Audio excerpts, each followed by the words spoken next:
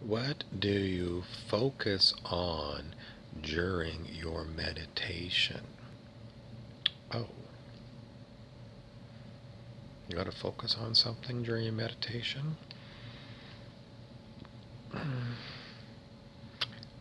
Do you need to sit in a certain posture? Do you have to have a lotus position to do meditation? It seems like there's a lot of different sources that have got different information. My information for you is try to have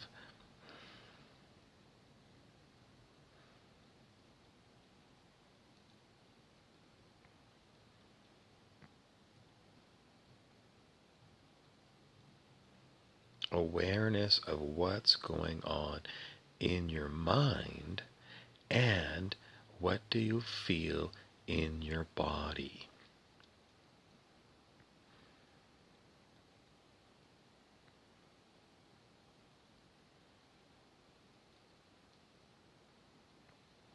If you can meditate and have quiet, no thoughts in your mind, then you are meditating on your emptiness of your mind.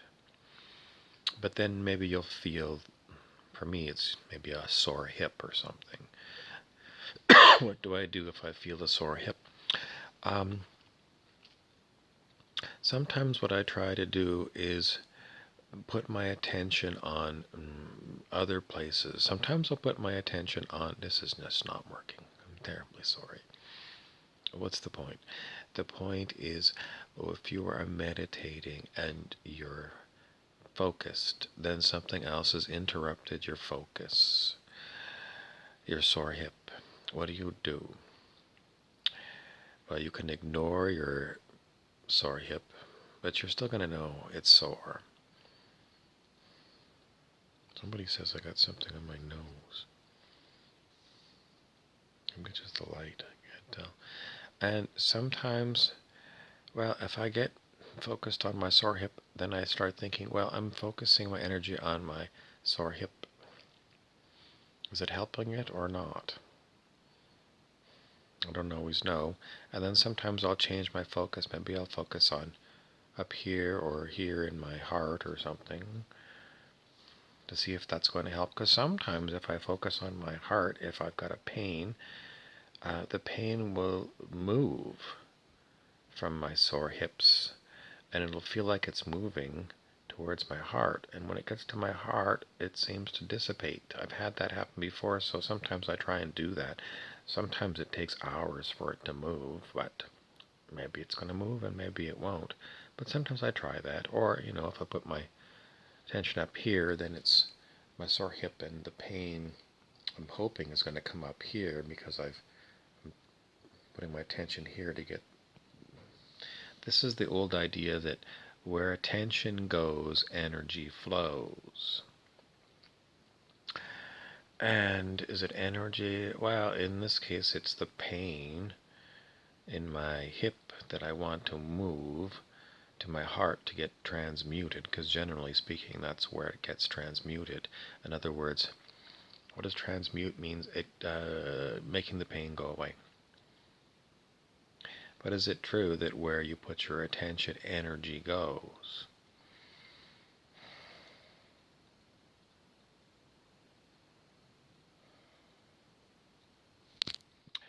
Yes. What energy goes there? It's not necessarily energy, but it's your attention that goes there. No, that's the why. No, the point is, if you move your attention, you get really good at knowing where your attention is. Right now my attention is coming up here, and I just moved it down to my belly. Your attention it's a something. A human attention is a something. And sometimes, if you get startled by a noise, your attention will be towards where your ear thinks that the noise is. Your attention is drawn that way. But your attention is, according to some schools of thought, a way to direct energy. your energy primarily. I mean, my energy is going over there to see what's going on over there.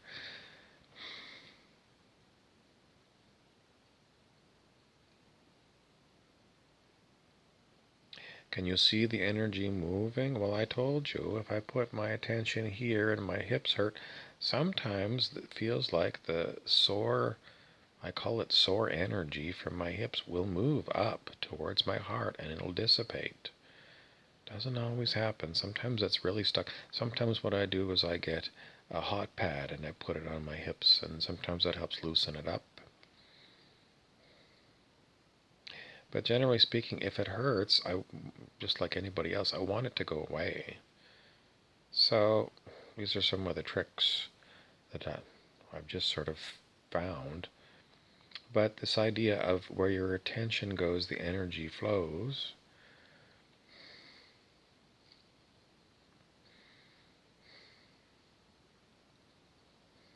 Can you put your energy into what you're visualizing? And people say that's how you make these things happen.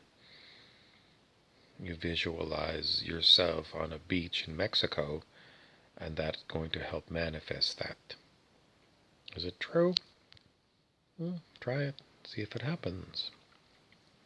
But, as far as the energy of your body, is it true? What other energies do you want to move? If you put your attention on the television, does your energy go into the television?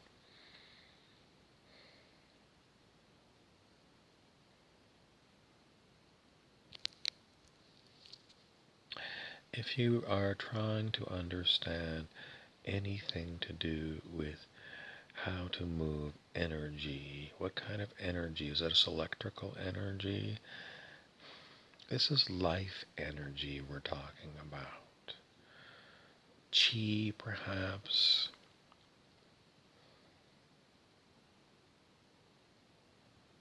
I mean, that's what they call it. Is it really? Do you have a machine that measures your chi? I've got a shit demon named Clancy who's bothering me. If he talks and my attention goes to the shit demon Clancy, does he get my energy? Is he a psychic vampire? Does a psychic vampire who draws your attention get your energy? The answer is I don't know. But that's primarily why people come and interrupt you, because they want your energy. They're fat controllers. A fat controller might not be fat, they might be skinny, but that's basically the name that Stuart Wilde gave them. Fat controllers are all about stealing your energy. The main ways that they do it are described in the book The Celestine Prophecy by James Redfield. And quite often people are codependent with others and stealing energy back and forth, or trying to prevent others from stealing your energy.